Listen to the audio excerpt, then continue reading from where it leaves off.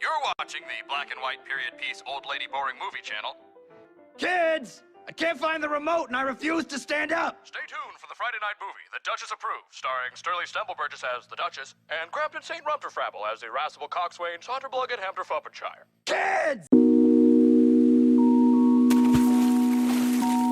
No! No! Alright, guys. Oh, sorry. You're good. Alright, guys. Nathan Burnett, episode 17. I do have the flu right now, so if I sound weird, sorry about that. I will try and mute the mic as much as I can when I cough and stuff. So hopefully, Jeremy here, or JxRemmy, does most of the talking. Does most of the talking for me. This has been like in the planning for a while. Like we planned this like back in November, but like a bunch of stuff like came up. So Jeremy, go ahead and like introduce yourself, man. Tell people what's up. So I'm Jeremy. I just recently, I did YouTube a little bit. I was on and off. Every now and then I wouldn't know when to upload or what to do, but now I'm trying my best to be full-time. Well, not full-time, but like trying my best to just be more involved in it. It's pretty fun, especially breaking down the NBA. Typically, I'll make a video like every once or twice a week, but there's not much. I'm just trying to enjoy it, just trying to do my best for it, and help the world realize that Cole Anthony is the greatest thing to ever happen to the NBA. And you can follow my Instagram, Twitter, everything. It's all JxRemmy. Yeah, I got it up here on screen, man. Go follow him. He's got some really cool videos. So I'm pretty sure the one that I found you from was the Lakers one. Really? I think so. Let me. I thought it would be like the Josh Primo one. It might have been that one too, cause I have both of those written down on here. Okay. When I made that video, I mentioned Brian Forbes, Jakob Portal. I got bodied by Spurs fans. I was just getting F-used in the comments. It was just a huge mess. I was like, man, what is it? What? Yeah, dude, that's just something with the Spurs. The Spurs are like die hard, and it's very difficult for like Spurs fans sometimes to like take criticism unless they've been watching the team for like a long time. It's a weird dynamic because like some Spurs fans can like take criticism and understand where we are, and other Spurs fans are kind of like in this die-hard mentality, which I like get. In denial. Yeah, it's almost like the 5 stages of grief. They're kind of like in denial right now because I've talked about plenty before how I don't really like Jakob as much as other people, and I'm a Spurs fan, and I said that, and I got like a bunch of hate for it, and it's like, dude, I'm from San Antonio, like, come on. But I just had a lot of critique for him, and people didn't agree with me. So or like some guy commented, Jakob is a top 5 center in the NBA. I was like, yeah, there's no way. Ow. So one of the first things I have on here, since you're a huge Magic fan, obviously, is Jalen Suggs versus Franz Wagner. I've been seeing some things, it may be a little bit biased because Jalen Suggs has gotten an injury recently, but like I've been seeing a bunch of things floating around recently where even though Jalen Suggs was picked earlier, a bunch of people are saying that like Franz Wagner is the better rookie and the better pick for the team and everything like that. So basically it's like a lot of people don't realize coming into the NBA as a point guard, it's the hardest position to play. You're not just going to get a point guard come in, and not everyone is a Donovan Mitchell. And even then, Donovan Mitchell was in college for 2 years. But obviously, Franz Wagner, he's looking like the better rookie right now.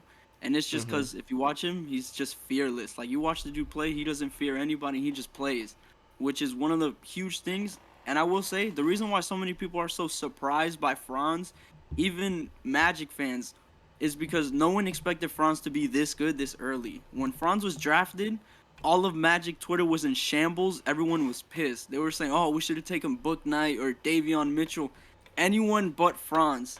But now that we're a couple weeks into the season, you see like the rookie ladders, everything. They're all saying, "Oh, Franz Wagner should have been a top 5 pick. Jalen Suggs, he should have dropped." And it's because Jalen Suggs is gonna struggle. He's a point guard. And last year we saw Cole Anthony struggling badly. Like the dude would shoot 4 for 30 or 4 for 20 in games.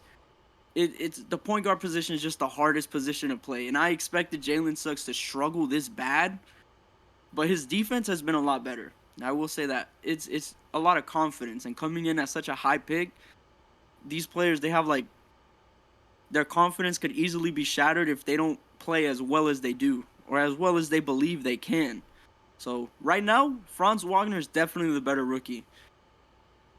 Yeah, this is sort of like a weird question, but we saw Jalen Suggs get injured during off-season, during like summer league and stuff, and then again he got injured. Do you think that it may be hard to say this early? Oh, my alarm's going off because we started early.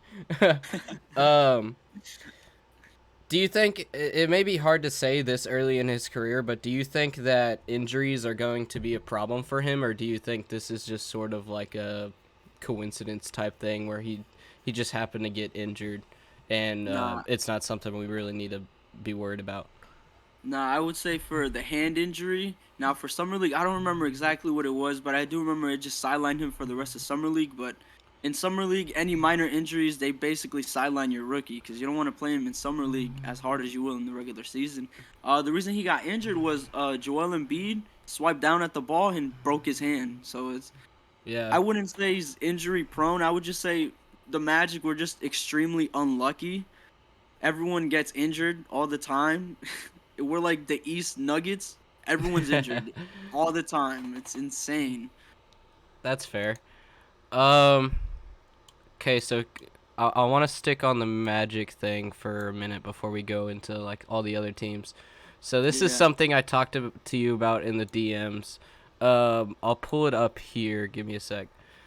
So I sent you that graph of the offensive and defensive ratings. And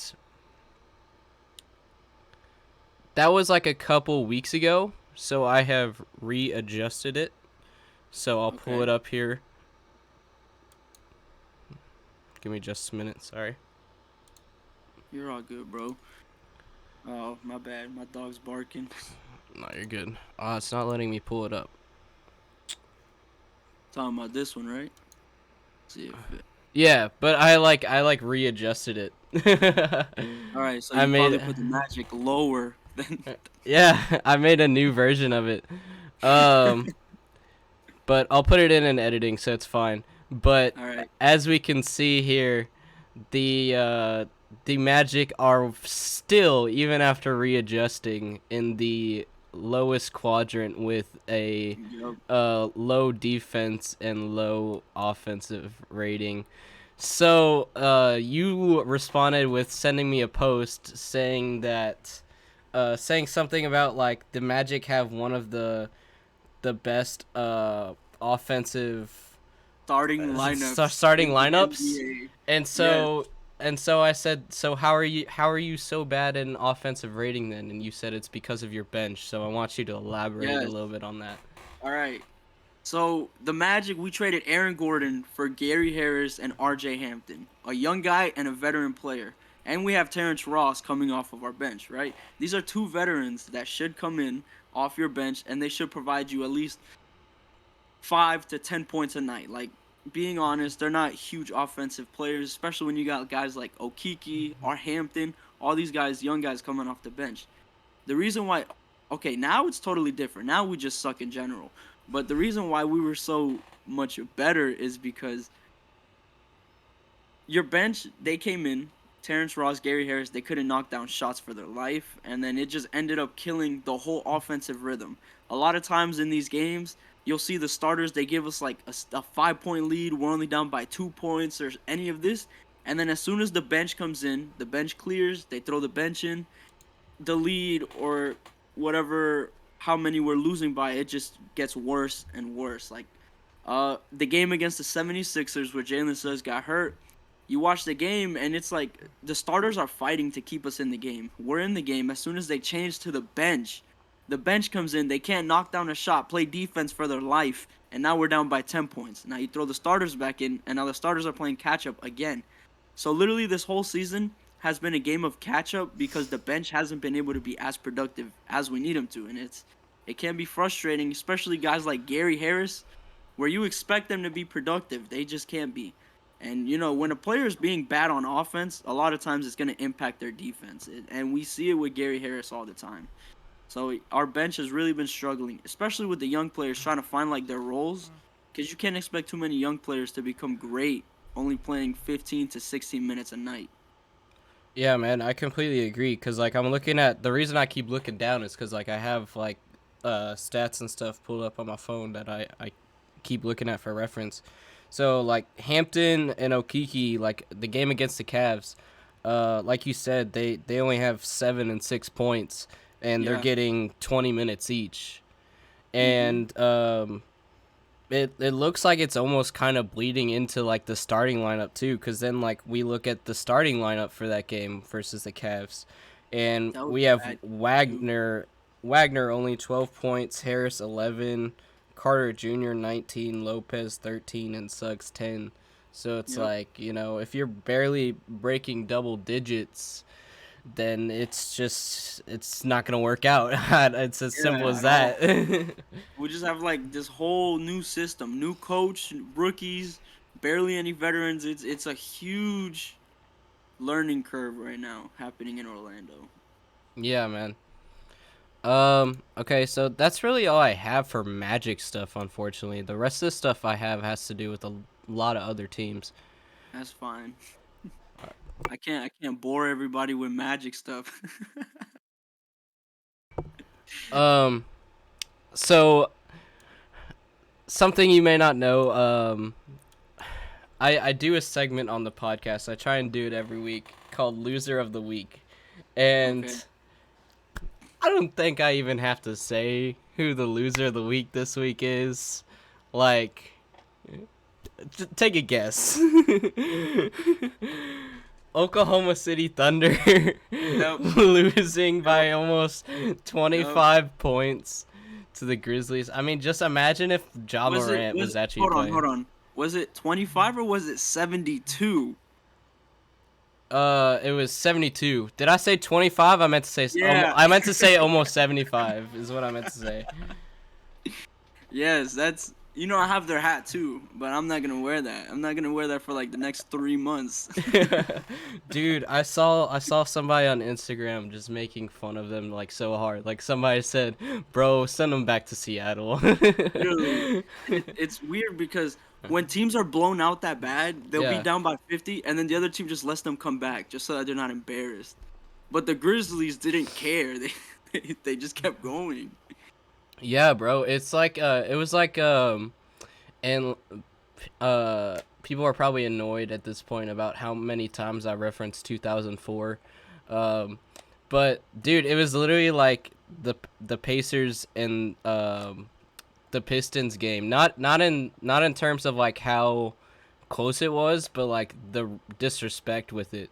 Cuz if you watch the documentary on Netflix, one of the fans was talking about it was fourth quarter, they were up by 20 and they still had their starters in or something that. It makes no sense.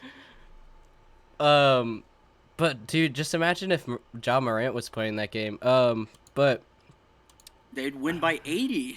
Yeah. I forgot what I was going to say.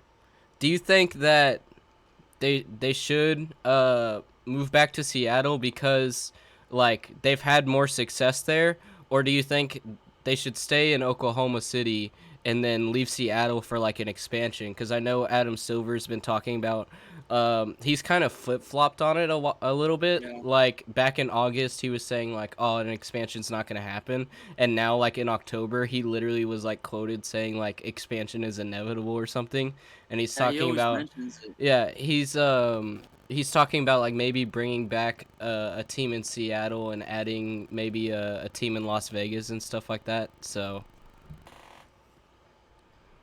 It's weird. I mean, honestly, you already have Oklahoma thriving. I mean, they still get fans. They have attendance, and I mean, we saw when they had Kevin Durant, Westbrook, they were all there. All their fans supported them. I would just say, let's just not relocate, open a new franchise in Seattle, give them their team back, because they've yeah, been begging for it, and then you just open another team in the East, or I've been seeing a lot of people saying is that you open a new team somewhere in Seattle and all that, and then you just move Memphis to the East and then add another team in Las Vegas. Because if we look at location, Memphis is technically an Eastern city. I yeah, don't know how they're Western. So, I mean, they're saying instead of adding 4 teams, you just add 2, right? Yeah, you just yeah. add 2 and then just do that. I mean, it makes the most sense. Memphis, they would benefit being in the Eastern Conference. If Memphis was in the East, they'd be 6th seed right now, or maybe even the 4th. I think relocation is going to happen. I mean, the NFL has 32 teams, and they look great, and they do even better. So it is inevitable, and I do hope it happens just because I like seeing more teams added. So it's something that should be done for the benefit of basketball, and you just get more fans through it also. Yeah, I was talking to my one of my friends that doesn't really watch basketball. He used to live like up in Maine, Yeah. and I was like, man, why don't they have a basketball team up in Maine? Like it would be great to have like a Maine Boston rivalry, you know, because they have Yeah. like that thing going back to like when America was first a thing, and like it would be cool to like have a team up there. And then he was like, because again he used to live up there, he's like, well, because there's no audience for it. Maine's full of a bunch of like Yeah. old people like in their 60s and stuff. Like they're not going to watch basketball. It'd be like putting Yeah. a team in Alaska or something. So you just have to find where the market is, but there's definitely a Yeah. market in Seattle. Again, they've been begging for Oh, their yeah. team to come back and everything. So it'll be interesting to see like where the expansion goes and everything like that. So And how long it's going to take to bring in another team. Now, the yeah. only thing I will say is if they do an expansion, Orlando, I will be worried. If I'm OKC, I'm worried because you have so many young guys in jeopardy of being taken away.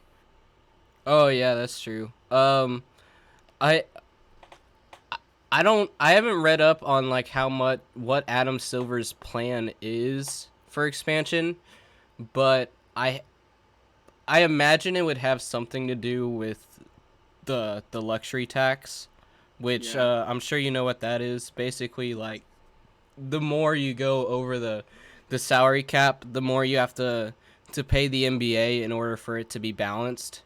And like the Nets and the Warriors are having like record salary caps this year. Like it used to be teams barely. Oh, I gotta mute my mic. I'm about to cough. Sorry. You're good. Um, teams used to barely break like 50 million for the luxury tax, and now uh the Nets are like, and the Nets and the Warriors both are like 100 million. Uh, Yeah. and so I imagine that teams like that, and then maybe even like the Bucks becoming one in the future because they have to still sign Giannis, and they're probably gonna try and keep Middleton and Drew Holiday. Um, Very expensive. that they're gonna increase the luxury tax, and that money is gonna go to the NBA, and then that NBA can use the money to give to the cities or wherever they give it to start construction on like new stadiums, or maybe they still have the stadium in Seattle. I don't know.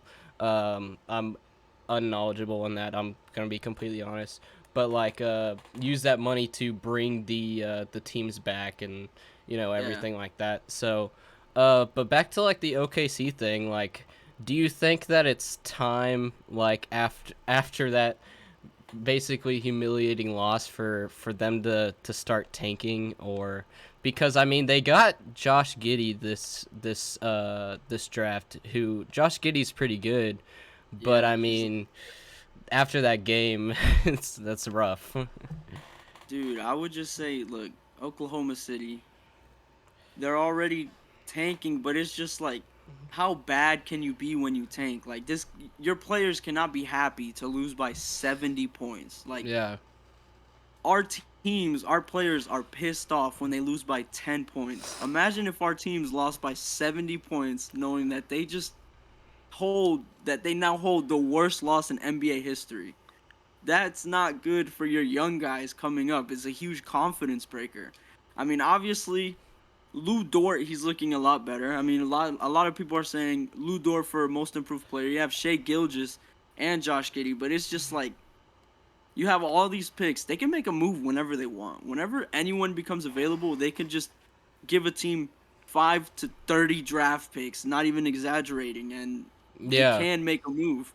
It's just to the point where, okay, when do we make a move, and how do we know our nearly all-star player isn't going to get fed up with all of this constant losing? Because losing constantly is not fun to watch or fun to be a part of. So just imagine how Shea Gilgeous feels being in that situation. It's a huge mess, especially after having Chris Paul help him get to the playoffs, and now it's just you by yourself. Yeah. Like, I get that too. Like, I completely forgot about their draft picks. Like, they don't even need to tank. They already have like so many draft picks. But Yeah, the problem they got is 6 Raiders ready. Yeah, the problem is though is like I don't think people realize the impact that this loss is gonna have, because now you have to think about, okay, the the Thunder have, 30 something draft picks or something like that, and they can also make these trades. The problem is with a loss this bad, think about the team chemistry issues there. Yeah. You're gonna get back to the locker room, and everybody's gonna be pointing the finger at everybody else. The teams are teammates are gonna hate each other. The coaches are gonna be yelling at the teammates, at the players, and everybody's gonna be yelling at everybody. And then you have to think about, okay, this team is going to split up. So this team is most likely going to split up after a loss like that, because again, the team chemistry thing. So then you think, okay, well, we have to make some trades in order to fill those spots with the team breaking up. The problem is, how the fuck are you gonna make trades? Nobody's gonna want to come to Oklahoma anymore. They're rebuilding, yeah. Nobody's gonna want to come to Oklahoma, and then that goes with the draft as well. It's like, okay, you have all these draft picks, and then but nobody's gonna want to be drafted by you. I will say, their huge thing right now is, obviously, if you get drafted by Oklahoma, you have a chance. Like, you could just go in there, be yourself, and you're gonna lose games, but you can at least go in with the mentality of, this guy's not taking my minutes because he completely sucks. So it's basically their starting lineup and a bunch of G League players. So that's the confidence that you can have going into OKC. But then again, OKC, you don't really go to OKC unless you're from OKC. They're just not in the best location, but at least the fans that they do have are loyal fans. Like, no one's going up to Green Bay to go catch a game, or to Buffalo, but their fans are still heavily united for their team, which is what's happening in OKC, and that's why they're able to be still there and successful with fans, even with all of this happening and going on. It's heartbreaking. Yeah, man. I would be so hurt. My team sets the record for the worst loss. Yeah. And what you said, though, kind of leads me into my next thing, where you're saying, like, the good thing about it is you can go to this team and not have to worry about somebody else taking your minutes. And so that's a question I had for you written down, because I'm going to make a video about it soon. Do you think the small market effect is real? And, excuse me. What I mean by that is, like, these big markets, everybody says they have the advantage with the salary cap, the luxury tax, all that stuff. But now with this expansion of international players coming in, like Giannis, and even like a few ones, even players a couple years ago, like Tony Parker and Manu Ginobili. Uh, the Spurs were kind of like a small market team until they started winning championships as well. And it's like, okay, you come in to this team, and because it's not a big market, pretty much the best player on your team is going to be that rookie or person you traded for, rather than a big market where it's like, okay, you basically have 4 all-stars on a team and you're not really able to show your talent. And so we see these smaller market teams like the Bucks have Giannis excelling and making a name for himself. Trae Young with the Atlanta Hawks. I wouldn't necessarily call Dallas a small market team, but again, not many all-stars on that team. So Luka with the Dallas Mavericks, so kind of want your take on that.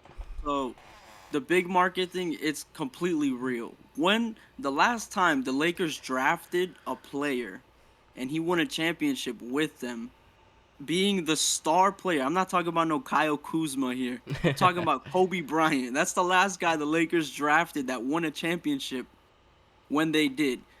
Dude, the Lakers, they don't have to do anything. They could completely fail in the draft, just trade everybody away, and they're going to start winning again in the next 2-3 seasons.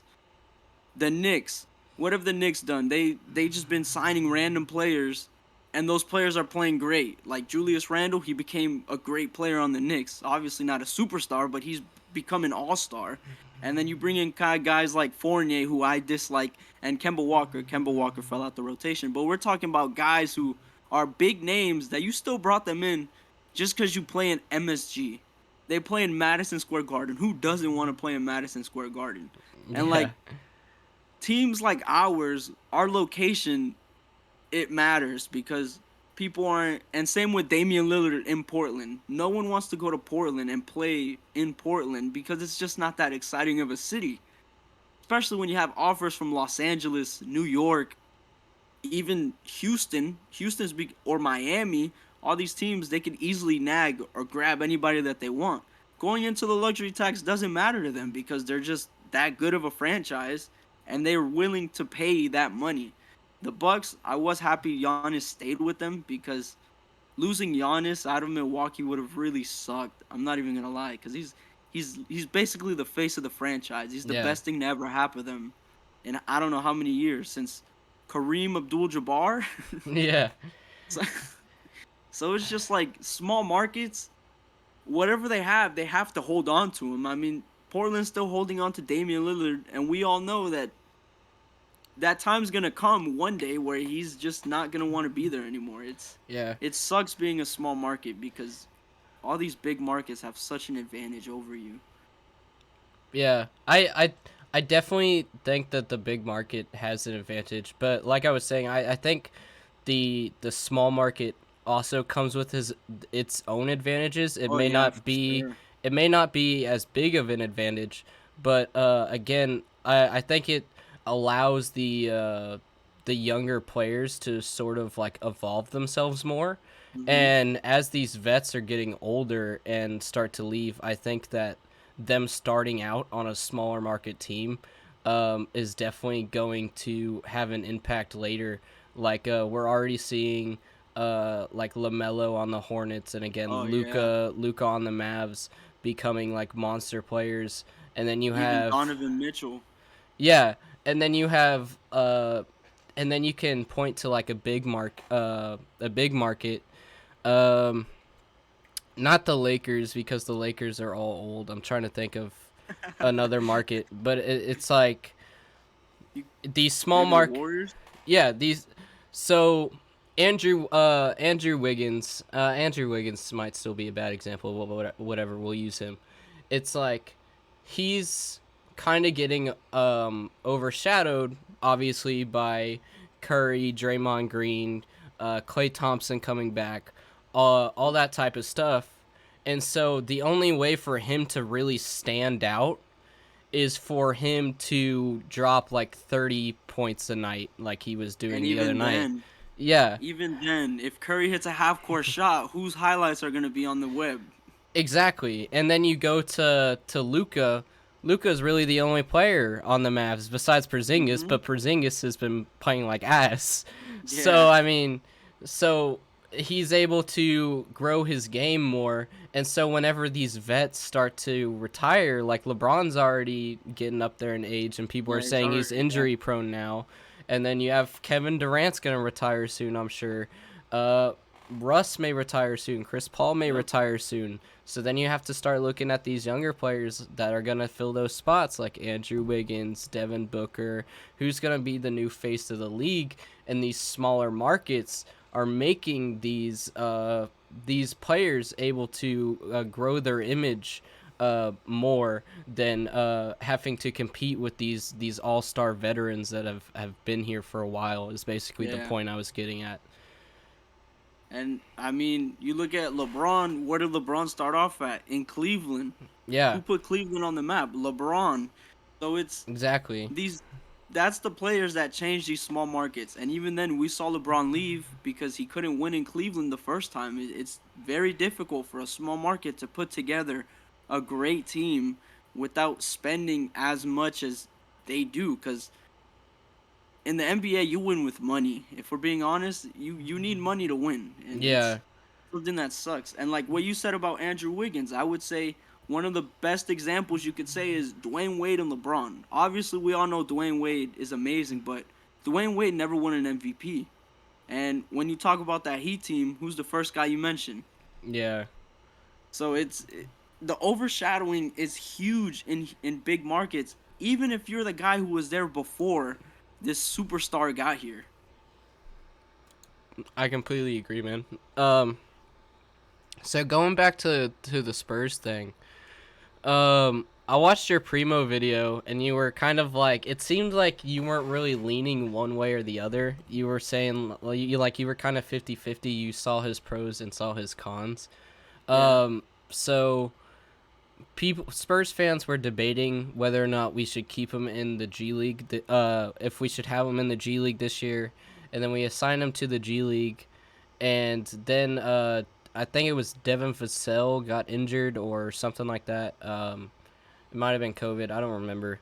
And so Primo filled up that spot, and he's doing all right, but he's still not like crazy, if that makes sense. Like, he's doing all right, but he's still only about like 5 points a night.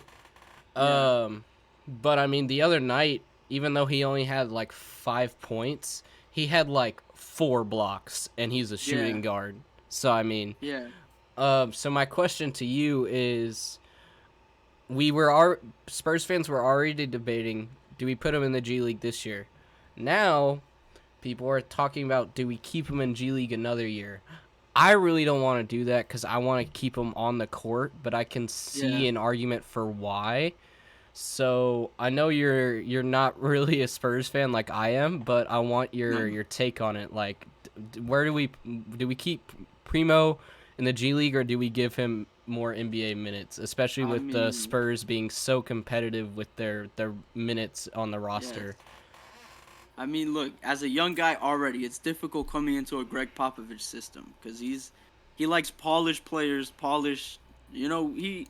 he'll develop you, but it's different than how other teams are going to develop. Like, and then you guys already have a plethora of guards and shooting guards on your roster.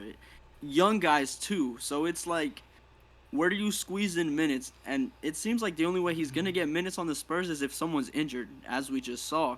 Mm-hmm. So it turns into, like, how do you get this guy at least 10 minutes a night in the NBA?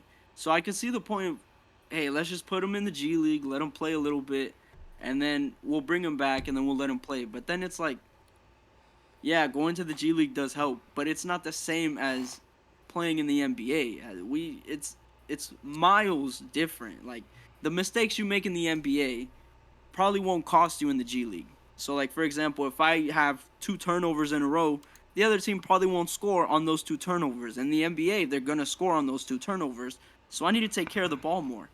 Obviously, the guy has potential. I mean, the Spurs don't take a guy at their position for no reason. I mean, it did shock everybody. No one knew Josh Primo was that high on their draft board. I mean, did you even know he was gonna be Nah, man. someone like that? I was hoping like we would take like Kai Jones or somebody, but that's the guy that every Spurs fan was talking about because we needed like a big, and he was from UT.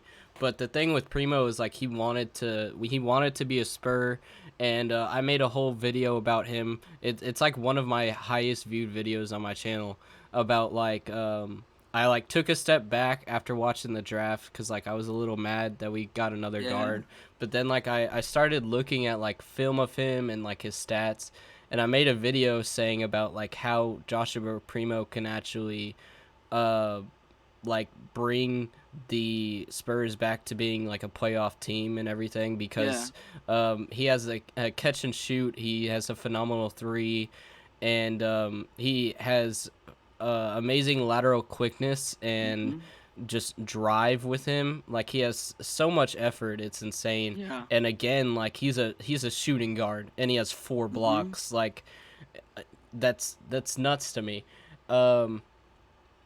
But again, he is young, so I get the thing with putting him in the G League, especially with the Spurs being so competitive with their minutes, because again, we have a lot of guards. But I just want to see him play, man. Like it's like it's rough because again, if we see him play, we have to bench somebody else, and it's a hard decision. But I just want to see Primo thrive, man. So yeah, me too, bro. And then it's weird because this guy, what was his name? Lonnie Walker. How long did it take for him to start getting minutes? I don't even remember. But because I remember that he got drafted and everyone was like, "Where's Lonnie Walker?" And it was just like, he's not gonna get any minutes yet because we're still taking him through the motions of it. Yeah. So I mean, I guess it's just a Spurs thing where they just keep rookies in their system, and then later on they'll start to play them. But it is weird because you got a guy that shot this good in college, and your team, they need the 3-point shooting. They need all the 3-point shooting they can get. Yeah. And it's like, at what point do we bench someone and put this guy in just to see how he goes? Like, I'm pretty sure, what's this guy's name? What is it? Derek? Is it Derek? Derek White? Yeah, like, how old is he? I can look it up for you. I don't remember. He's pretty young, though. Yeah.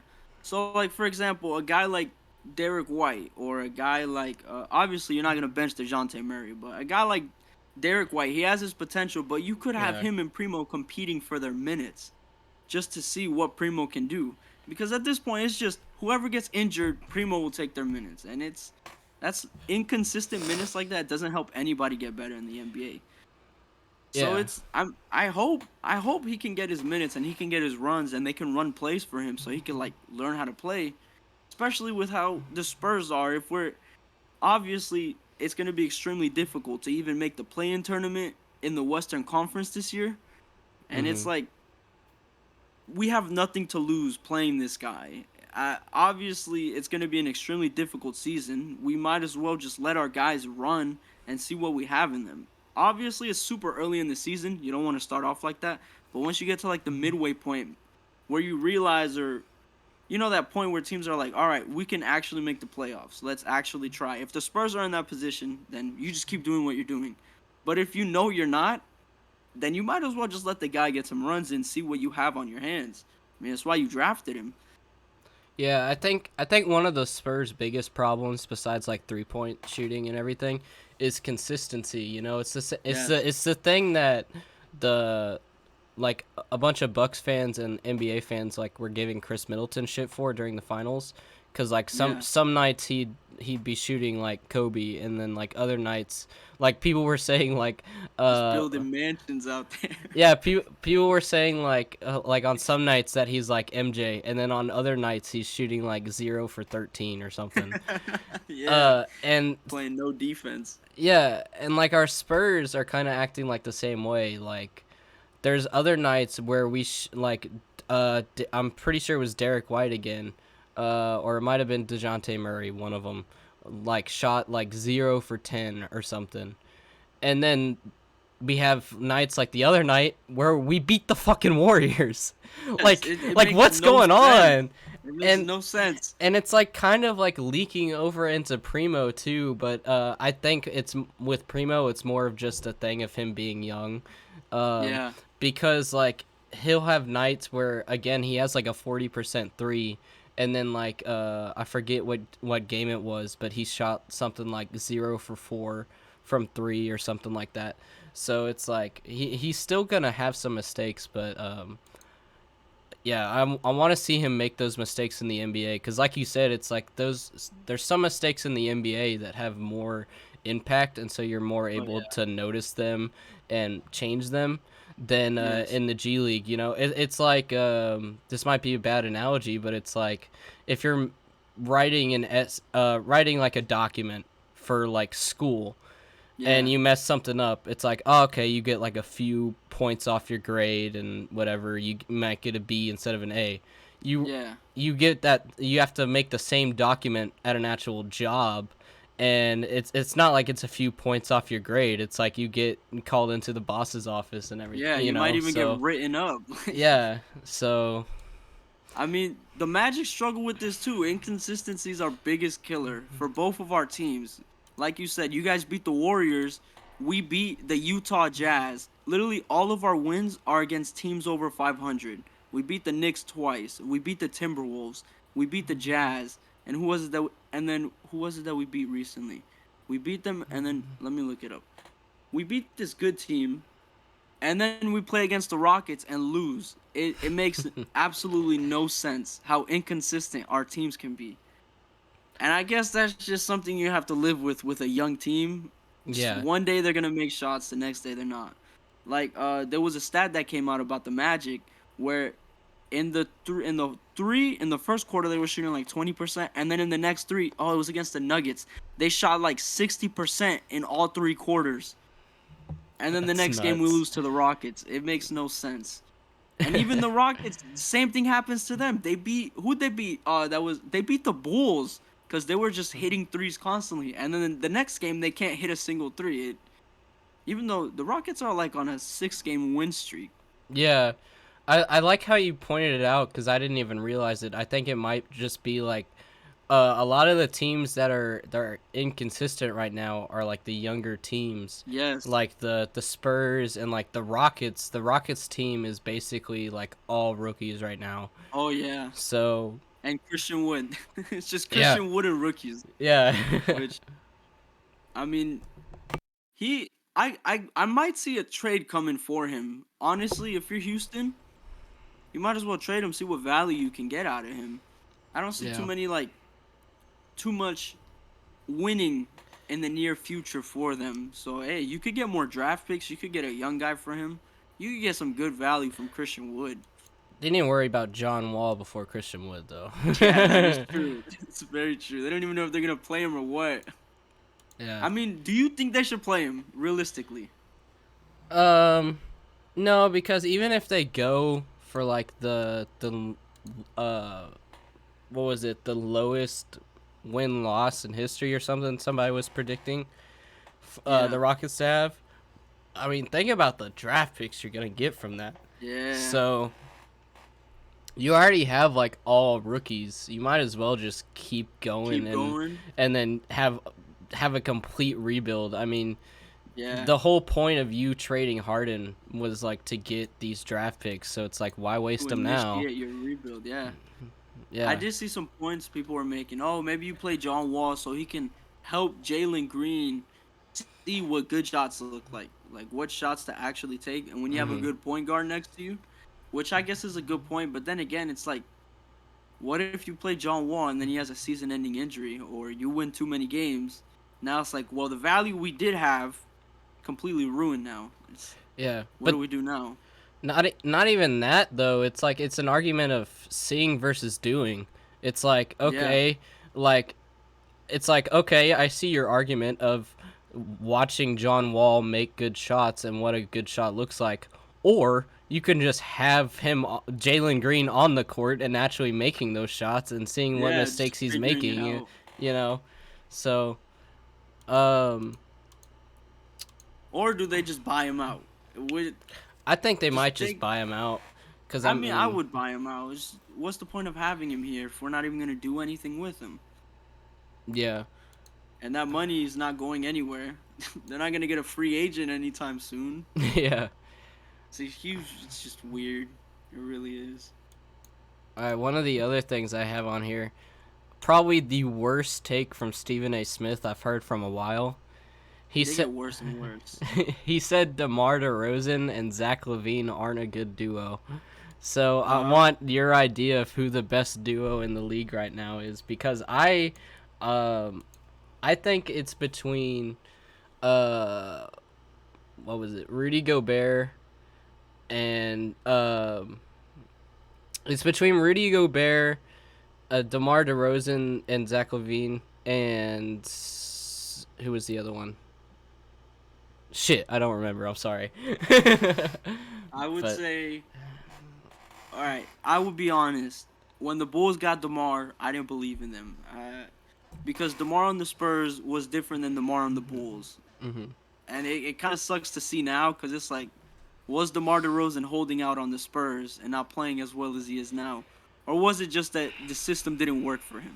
Yeah. Now we see him in Chicago, next to Vucevic, next to Zach LaVine, next to Lonzo Ball. I did not think this team would be this good. I think that, what are they, number 1 in the East right now? Insane. I think they're number 2. Right behind the Nets, right? I think they're like fighting. Yeah. Let me see. Yeah, they're number 2, right behind the Nets. Yeah. 1 win away. I thought that they would be like a 6th seed, maybe a 5th seed pushing it. I thought the Knicks would be one of the better teams in the NBA. So for duos, man, that's a difficult one, because you have so many good ones around the NBA. Obviously, if you asked me 2 years ago, I would have told you LeBron and AD. I don't like LeBron or the Lakers. I never have. But I have to admit it. That was one of the best duos in the NBA. Mm-hmm. They tore up the bubble. Or I could have said Nikola Jokic and Jamal Murray. But we don't have them anymore because season-ending injuries. So right now in the NBA, maybe I can't agree with Zach and DeMar DeRozan being one of the better ones, because them two together on the court, I don't know how it works, but it just works. And their defense is good too, which I don't know how it works, but it works. Especially having Vucevic down in the paint. I don't know how, I don't know how it works. But for the best duo, I might go with them, honestly. Just because I really don't look, I don't like Harden and KD, just because the way Harden plays, it's just boring to watch, and it just feels lazy when you watch him play. Because a lot of times you'll see him, he just reaches, his guy blows past him, and he's like, whatever. So he's not really my favorite guy to watch, or duo to watch. The Knicks, they've been disappointing. Sixers, so I mean, right now, the best duo that I can name, I mean, if we're not saying Curry and Draymond in terms of offense together, like, you know how they unlock each other's offensive potential? Yeah.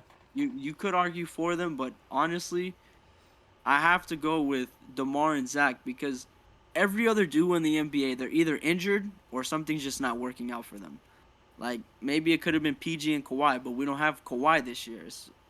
So it's just a really weird.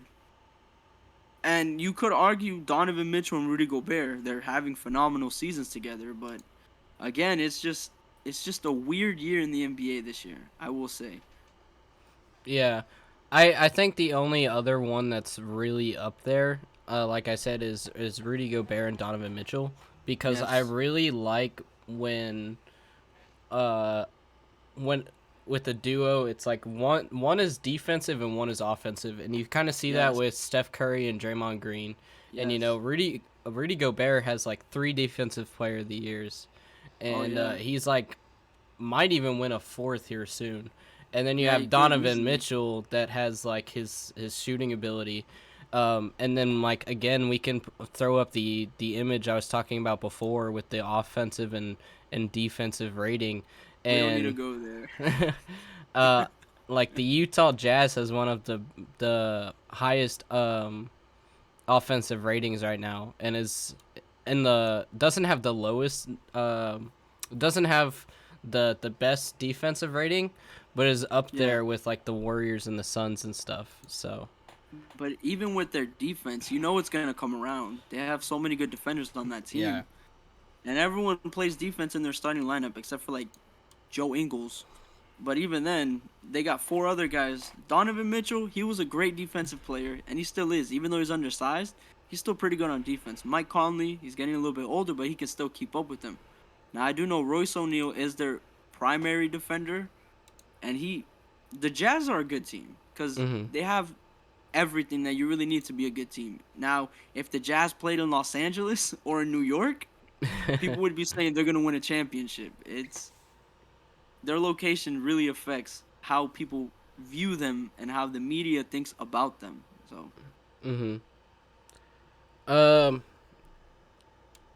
One of the things I have on here, they kind of tie together. We talked about LaMelo's impact on the Hornets, and then I want to talk about the impact he's had since he became a rookie, and then lead that into rookies of this year. For like rookie of the year debate and stuff like that. Yes. So. All right. LaMelo comes in, instantly changes the Hornets. I mean, a lot of times, you just need a guy to come in that's hyped up. Like, a guy that you know that everyone's watching. Because now, LaMelo comes into the NBA, Hornets take him, and now we know what the Hornet announcers' names is. Like, we know Del Curry. Yeah. And I just had his name on my mind. Eric Collins, I think his name is. Now we know they're the announcers' names. So obviously having such a hyped up prospect can change your entire franchise just because you have more eyes looking at you. And now we have people that actually want to play in Charlotte. Gordon Hayward plays there. Kelly Oubre signed there this year. Yeah. After playing in Golden State, he still went to the Hornets. Or did he get traded? I don't know, one of the two. But either way, if he didn't, I think it was a sign and trade. But even though, he still agreed to go to the Hornets. So obviously having a guy like LaMelo with so much hype, so much potential. I mean, he won Rookie of the Year. The guy has height. The guy has tangibles. He has everything you need from a rookie. Obviously, he's still learning. He's still a learning curve. But even then, having a guy like this on your team is going to change the entire outlook of your franchise. Just because the media's there, the hype is there, and the people want to be there. That's what matters when you get a rookie with such a high name coming into the NBA. Yeah, man. I've been amazed by LaMelo, especially after like he almost beat out my Bucks with Giannis. But it's like that was crazy. That shot he hit. Yeah. What's amazing to me though is like he's only like 20 years old and he's already on the MVP ladder. Now he's probably not gonna win MVP this year, but or anytime soon. I was gonna say like I don't think he'll win it this year, and I don't know what next year will bring. But even I was gonna say even in like. Oh, go ahead. Sorry. I was just gonna say like even if he doesn't win it this year, if he wins it next year, which again he probably might not, but if he did happen to win it next year, that's yet another record that LaMelo is breaking because the youngest MVP right now is Derrick Rose, who is like 22 and something like 211 days, I think. Yeah. And then you have LaMelo. LaMelo would beat him out by a whole year because he'd be 21, and then and his birthday is like in August, so he beat him out by literally like a whole year, and then the year after that, he'd like barely miss it because he'd be like 22 and like 240 days or something like that, because usually it's like announced at like the end of the season, and the season now with like the NBA rescheduling, with the 2020 season and everything, throwing everything off, is like season ends around like April 15th, stuff like that. Yeah. So yeah, it's weird because it's like, can he do it? Of course he can do it. He could do it because he just has that. He could do it. But the thing is will the record keep up? Because the only player we've ever seen win an MVP on a bad team is Russell Westbrook. Hmm. So record obviously matters. His stats are gonna matter. Can you keep up with the league's best? Can you keep up with Curry? Can you keep up with this year John Morant? Can you keep up with Kevin Durant? It's it's a difficult award to win. But can he do it? I think he can. But it's gonna take a lot. Yeah, I saw a poll on Instagram literally this morning before we hopped on, and it was a poll saying who deserves to be an all-star more, and it was between John Morant and LaMello, and I Yeah. voted LaMello, and I was surprised to see that the majority had voted John Morant, and it wasn't even by a little bit. It was like a blowout. A lot, right? It was Yeah. like 70 to 30% John Morant, and I was like, why? Insane. Like, think I a- get John Morant is like crazy, but so is LaMelo. Like, why is it so one-sided? Is my question. Yeah, I mean, I guess it's because he's been in the league longer, so a lot of people know him more. A lot of people respect him more. LaMelo, you gotta remember, he's still getting cyberbullied by people who don't believe in him. So Yeah. like, it's a lot of people just hate seeing him, so they don't appreciate him. John Morant, I don't know anyone that doesn't like John Morant unless he just beats your favorite team. I don't know anyone that doesn't like John Morant. So I guess that's what's contributing to it, Yeah. and that he's just been in the league longer. I mean, either way, they could both still easily make the All-Star game. They're both separate conferences. They're not affecting each other's odds. Yeah. So I do believe LaMelo, he can make the All-Star game this year. He's playing for it. He can make it. And honestly, well, now being in the East, it will be harder to win an All-Star vote just because it's so loaded now. And especially, recency bias is a huge thing in All-Star voting, if you haven't noticed. I mean, how do you think Draymond Green got into the All-Star game? A few times, not just once. Yeah. Because he won championships. And, I mean, Chris Middleton, Drew Holiday, I wouldn't be surprised if one of them wins and gets into the All-Star game just because they were on that championship team. It's really weird how the All-Star game can work, but, I mean, if Nikola Vucevic got into the All-Star game, averaging 20 points and, like, 9 rebounds, anyone in the East can make it. Speaking realistically, anyone in the East can make it. And maybe Cole Anthony's taking his... No, I'm kidding.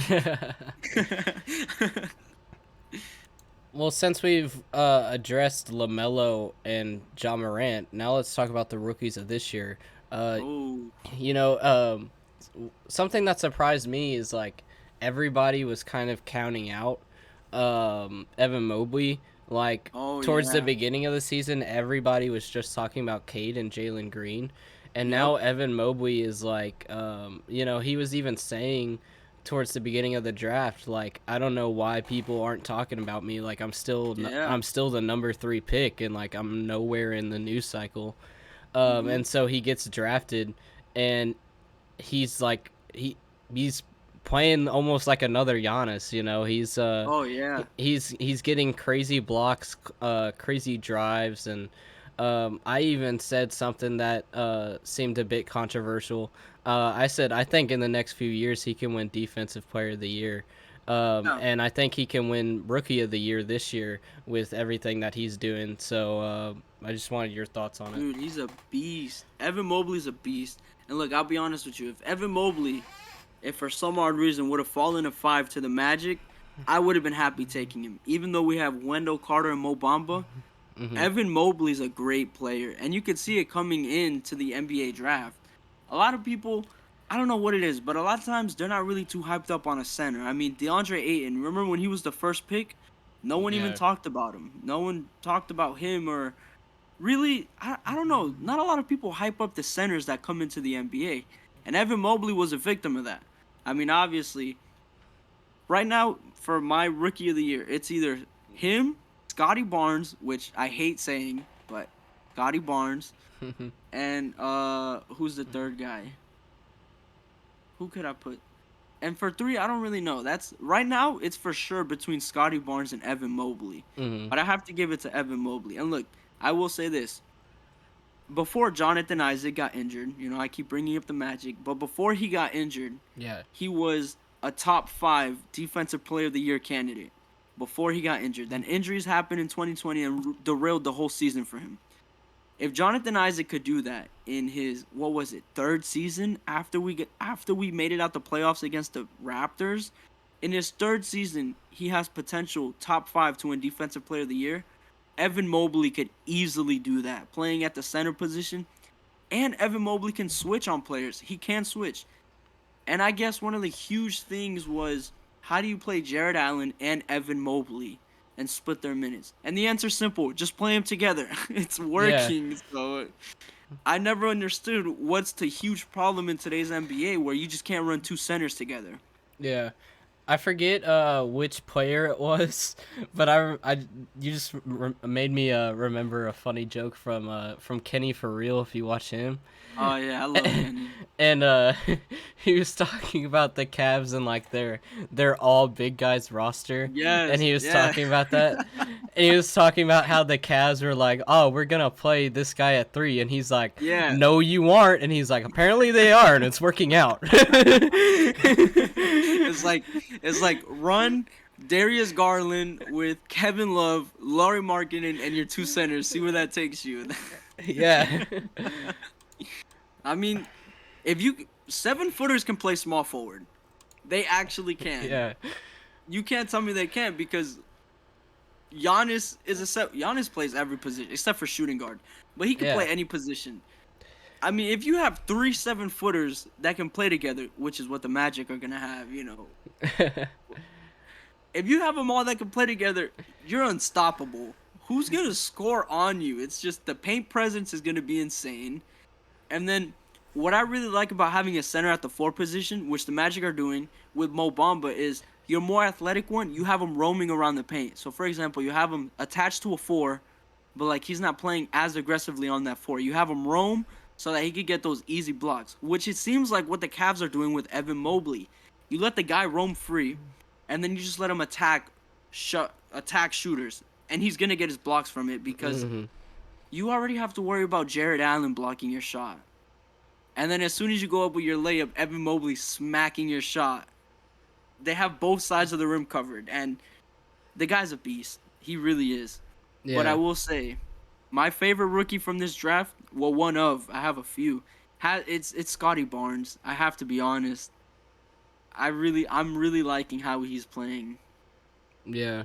The Cavs also have like rookie Rubio now, who's been like he's been playing really good. Yeah, he's been having like insane shooting. Like I've been trying to find Evan Mobley highlights, and every single like Evan Mobley highlights video has like highlights with Rubio as well. So I feel like they can be a really good duo as well. Again, with sort of that offense defense combo, like the Rudy Gobert Donovan Mitchell we were talking about, where like one blocks it and then the other one just takes the ball and puts it up for 3. So, you know, I was listening to the JxRemmy pod. I listen to it every Saturday, and then they're talking about Ricky Rubio, and they're like, "How the hell did this guy end up on the Cavs? No one wanted him, and no one really tried to get him." And it's like Ricky Rubio wins in most places that he goes to, excluding Minnesota. But everywhere Ricky Rubio goes, they're playing good basketball. And it's like, this dude is a top-tier facilitator. While he won't give you the offensive numbers, he's still a top-tier facilitator. So how did he fall to the Cavs? Because no one wanted him. This guy is making Evan Mobley look even better just because he's that point guard that can help him find the right spots and know where and when to be, which is extremely important for centers. Because centers, they do have a tough time adapting. It's a hard position also. Speaking of centers and power forwards and everything, it's been a constant debate, especially in the Spurs community, even though we will probably not have the picks to get either of them. But we still debate it as if we will have the picks. Yes. Chet Holmgren versus Paolo Banchero. Yes. Who do you like more? I'm going with, I like Banchero more. Damn it, man. Because I'm not I don't know what it is, but I'm not a lover of skinny centers. We took Mo Bamba. I love Mo Bamba, but I saw how difficult it is to draft these guys and develop them. And then man, I'm worried for Chet because he comes into the NBA, and as soon as he takes a grown man hit, it's gonna hurt. Yeah. Now, obviously, he's gonna put on that weight, and then, but Banchero, he has this problem. Did you see it where he loses 7 pounds a game? Yeah, I didn't really know what it was though. I didn't know if it was like an exaggeration or like a meme or if it was real or So what. apparently, it's like obviously when you do 2 hours worth of cardio, because Yeah. NBA games go like 2 hours. When you do 2 hours of cardio, even college games, they go like 2 hours. You burn all this water weight, and then that's what causes your weight to go down. So it's not literal actual weight, but Yeah. they're saying that he sweats so much, he dehydrates himself, and he loses more water than what you're supposed to. Especially with a guy as huge of a frame that he has, which obviously he's gonna burn through more water and through more weight. But it's like both of the top 2 prospects have weight issues, Yeah. and it's just it's insane because I've never heard of his condition, and Chet is super skinny, so it's just like Yeah, that's constantly the debate with Chet Holmgren that he's too skinny. But Yeah. I was talking about this in over in clan server. So shout out to everybody in clan server because we were going back and forth about this. But I was saying, like, again, I don't think the Spurs will get him, but we were like talking in the hypotheticals as if the Spurs would. And we were we were talking about like why I was saying, why is his weight an issue? We constantly say that the Spurs have one of the best development teams in the entire league. I agree with that. So why don't we just throw him in the weight room for a couple months and then he's fine? Like the Spurs are going to put muscle on him. That if the Spurs got him, the Spurs would put muscle on him. That's just a fact. Yes. And then I started, and then skinny players come in, they're gonna gain their weight. They're gonna gain it. Yeah, and then I went into like, okay, what is KD's nickname? Literally the Slim Reaper. And then they rebutted back with like, okay, well how many people are actually KD? And I was like, well that's a fair point, but then we look at Giannis, and Giannis was skinny as hell when he came in. And then he was thick. Yeah, and then he put on like a bunch of weight, and now look at him. And then we look at again, we can even go back to Evan Mobley. Evan Mobley was a kind of skinny in college. Yeah, he was. And then now he put on some weight, and he's becoming another Giannis as well. And I think Chet Holmgren can be the same way. The problem is, can be good. Yeah, and I saw a lot of people in the server saying like, even if his weight wasn't a problem, a lot of people at his height, like Yao Ming and stuff, have problems with their knees. Yes. So I kind of saw that issue as well. But I really like Chet Holmgren because I was talking about Banchero, and he doesn't really do much off ball. All he really does is scores. Like, okay, he drops 30 a night, but what else is he doing? You know, we look at Chet Holmgren, and Chet Holmgren's getting like still like 14, 15 points a night, but he's getting like 3-4 blocks as well. He's getting like 7 assists, you know. And then you look at, and like, you don't even need to look at the stats for it. Literally just watch any game, and like Banchero is just kind of over in the corner with his hands up like this, asking for the ball like a little kid, and just like standing there not doing anything. Doesn't shoot, catch and shoots. He's typically off the dribble shooter. Yeah, which is also a huge part of it. Yeah, so he literally doesn't really do anything off ball, and that's my issue with him, because everybody's saying like, oh, he's putting up insane numbers, and I was like, insane numbers in what category though? Points only, like that's it. So that's like my take on it. That I was hoping you would say Holmgren because of that, but like I feel like everybody's saying Banchero, and so I feel like I'm alone in this. But I mean, I have no favorite one, because as a Magic fan, I don't know what else we take on our team. So I have no clue who to prefer. Obviously Spurs, You guys have been needing a center for I don't know how many years. Yeah. I mean, when we drafted Mo Bamba, Spurs fans were talking about trading for Mo Bamba. Yeah. So I know you guys have needed a center for a good since Tim Duncan left. Yeah. And I mean, it's like you can't. It's so difficult as a Spurs because you can't just outbid Oklahoma, Orlando, Houston, all of these horrible garbage teams, because that's what we are. You can't outbid them in players or picks because the Spurs don't have things that rebuilding teams would want. Like, Yeah. if I'm Houston, why do I want Derek White on my team? No offense to Derek White, he's a good player, but why would I want Derek White when I could potentially trade for, I don't know, a younger, more talented player than where he's at, with way more potential too. So it's like the Spurs, you're in a very odd position because you're not good enough to win, but you're not bad enough to lose. So it just puts you at a very weird dynamic, especially when it comes into wanting top players. And that was the thing with that was a debate we were having in the Spurs community a lot as well. And was, do we tank? And a lot of people were saying like yes, so we can get draft picks, and a lot of people were saying no, let's just play like normal so we can develop ourselves. And a lot of people were meeting in the middle saying let's just play because we're gonna lose anyway, so we're basically tanking without tanking. Yeah. And I mean, so it's weird because the Raptors, what was it? They had the 9th best odds for a top 3 pick, and they got a top 3 pick. Mm-hmm. Well, no, they got a top 4 pick. So it's like the lottery can help the Spurs. And the way I see it is the NBA is going to fix the lottery for the team that needs it the most. Yeah. So, like, who got it this year? The Pistons. The Pistons got the number 1 pick because what the heck is going on in Detroit? Yeah. Exactly.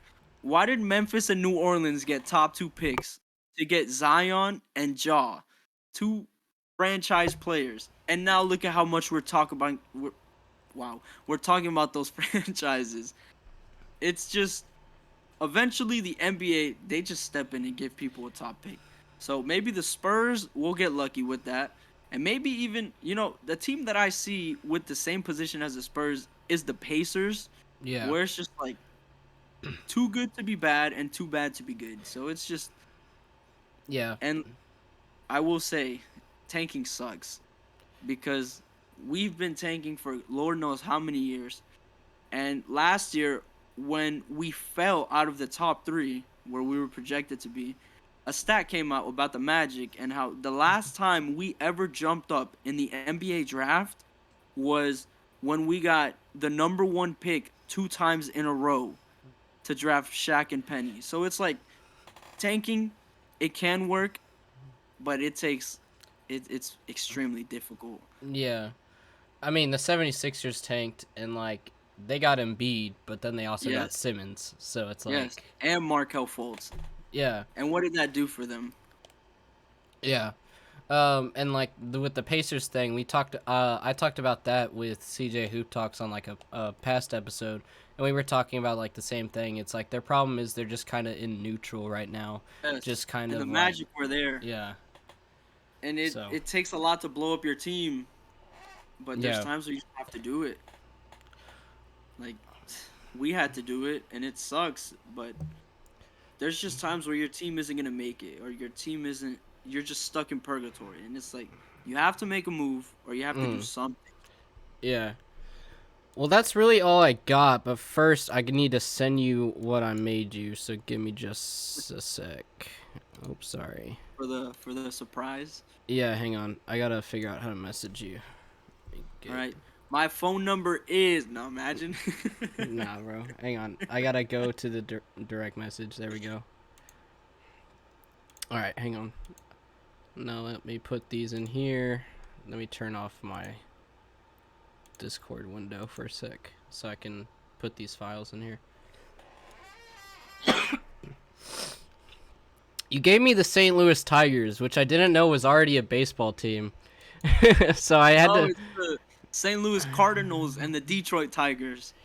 I had to think outside the box, but basically what I do over on my Patreon Okay. So you guys can get stuff like this over on Patreon. Is I make fake logos in order to basically put people into the NBA if they want to, or like if they a fake team.